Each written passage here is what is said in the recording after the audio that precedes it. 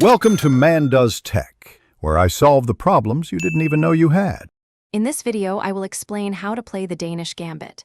This exciting chess opening begins with white playing e4, followed by d4, sacrificing a pawn. If black captures on d4, white then plays c3, offering a second pawn.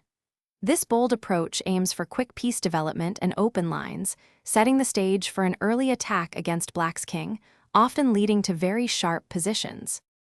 When black accepts the second pawn sacrifice by capturing on c3, white immediately recaptures with the knight on c3. This move develops a piece and opens up crucial diagonals for white's two bishops. White's compensation for the two sacrificed pawns lies in this significant lead in development and the active positions of the pieces, creating strong attacking chances against black's king.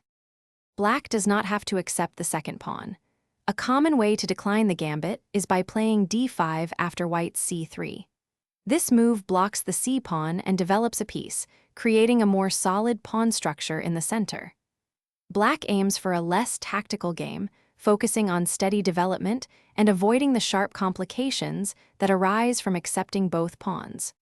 For white, the strategy revolves around rapid piece development and exploiting the open lines created by the pawn sacrifices. The two bishops often become very powerful on the long diagonals, aiming at black's kingside.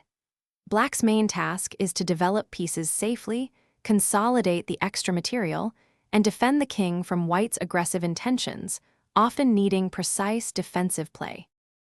Thanks for watching. If you found this helpful, don't forget to like and subscribe.